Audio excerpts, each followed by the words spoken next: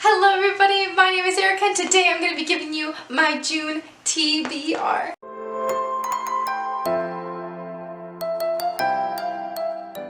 It is officially Pride Month and obviously my lesbian heart is very excited.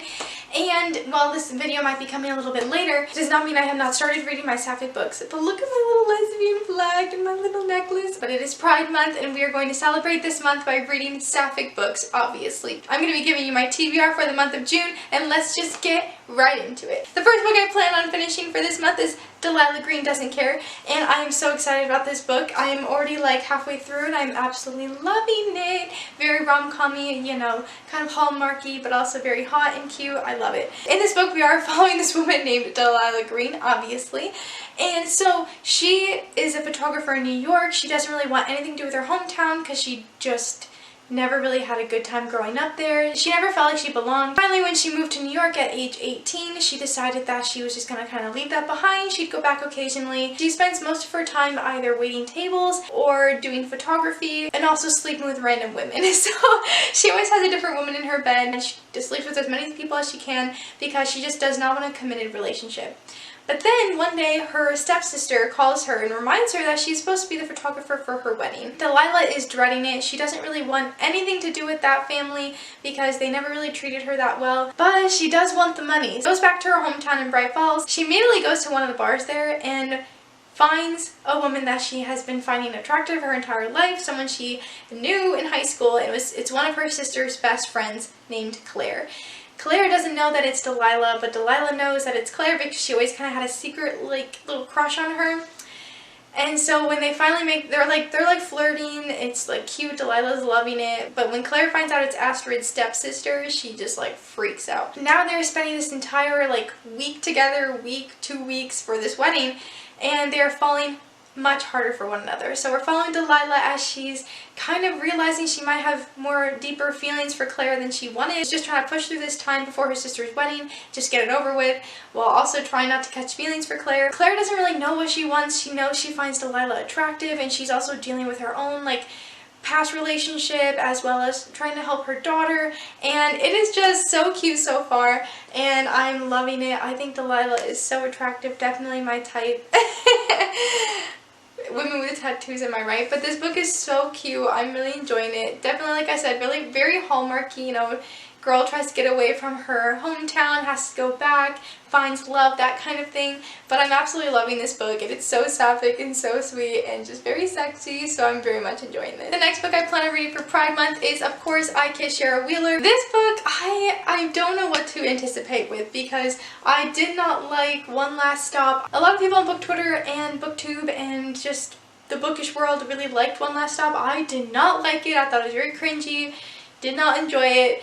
So I'm hoping that this one is better. I've heard that this one is good. Obviously, I don't know what to anticipate because I did not like One Last Stop at all. In this book, we're following the girl named Chloe Green, another last name of Green. She just moved from California to Alabama for high school, so that's a pretty big change. Her main goal is to just get through it and become valedictorian. Her biggest competition is prom queen Shara Wheeler. 1 month before graduation, Shara Wheeler randomly kisses Chloe and then disappears. And Chloe is now trying to figure out where she went and what happened and what it all meant. And I guess Shara Wheeler has done this to other people, so they're all kind of having to team up to figure out where she is and what her intentions are. So this book just kind of sounds fun, very much a YA book, and I mean maybe it doesn't sound like a thriller, but like they gotta find this girl, so I don't really know. But I'm excited to read it. It seems pretty short, nice quick read. Yeah, I don't even know what else to say. Like I said, I'm anticipating that it could be good, but I'm also not getting my hopes up like I did with One Last Stop because I did not enjoy that book. I've said that like 10 times already, but I just didn't like it, okay? So we'll see how this one goes. Alright, the next book I plan on reading is Ophelia After All. This book follows a girl obviously named Ophelia, and she has always been kind of made fun of by her family for the crushes she always constantly is having on boys, like she's very like boy crazy. But then one day her thoughts kind of start to focus on a girl instead of her ex-boyfriend, and this realization kind of makes her confused and scared. She either has to upend these expectations everyone has for her, or she has to continue hiding this piece of herself. So I feel like this is going to be such a good, beautiful story. Obviously, it's like such an important time when you're kind of figuring that out, and I feel like it's just going to be so lovely, and I feel like it's going to also hit very close to home with that confusion and that fear of not really knowing what it means. So I'm very excited to dive into this one. It also looks like a pretty short read, but it's also just like the cover is so pretty. I'm very excited to read this, and it was also one of my anticipated releases for this year, so I'm very much looking forward to it. The next book is one that I'm very excited about, and this is Forward March.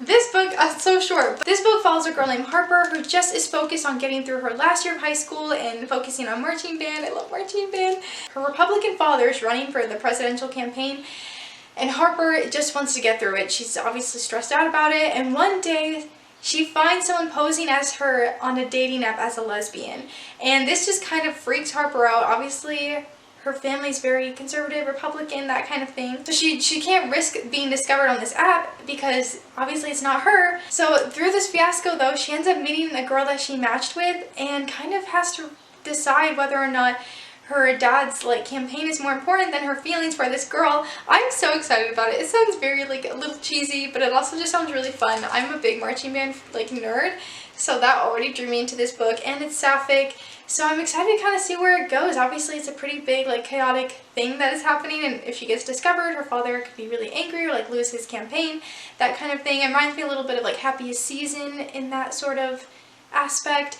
But I'm very much looking forward to this one. It should be a pretty fast read, and she also, whoever this is playing saxophone, so that was my instrument, so, you know. Anyway, I'm very, very excited about this one. The next book I plan on reading is The Drowning Summer. This book is a contemporary fantasy. So 6 years ago, 3 teens were murdered, and their bodies were found drowned in the water with sand dollars on their eyes.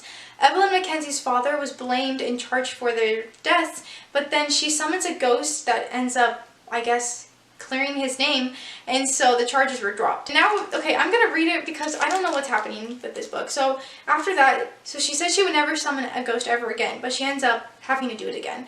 So for generations, Mina Zanetti's family has used the ocean's power to guide the dead to their final resting place. But as the sea levels rise, the ghosts grow more dangerous, and Mina has been shut out of her family business. When her former friend, Evelyn, performs another summoning that goes horribly wrong, the 2 girls must uncover who was really behind the Drowning Summer murders and navigate their growing attraction before the line between life and death dissolves for good. So I just read it from there because I had no idea what this book was about. So this sounds very interesting and very dark. Like I said, it's contemporary fantasy, so I'm not a big contemporary fantasy person. I just find it, I don't know, I love that kind of thing, but I'm also feel like it's just hard for me to get into that concept of a story. But we'll see how this goes. I'm excited to dive into it. The cover is absolutely stunning, perfect for Pride Month with those rainbow-ness, you know. But I'm looking forward to this one. I'm not sure what my expectations are, but we'll see. Last book I plan to get to this month, hopefully, is Girls of Fate and Fury, which is the 3rd book in the Girls of Paper and Fire trilogy or series. I don't actually know what it's going to be, but it is a series. I'm not going to dive into what that book is about because it's a lot, but I'm very much hoping to get to this one because I loved the first 2 books, especially the first one. I'm looking forward to getting back into this world and these characters because I miss them so much, and I hope I remember enough from the first 2 books so that I'm not confused when I'm reading this. Hopefully there's a nice little recap. But those are all the books I plan to read for Pride Month, and I'm so excited to dive into all of them. Most of them are anticipated releases for me that I had, and I feel like I'm getting through so many anticipated releases this year, whereas last year I sort of did, but this year I'm trying to hit as many as I can. I'm looking forward to reading all of these books and celebrating Pride. Alright, these are all of the books I plan on reading for the month of Pride.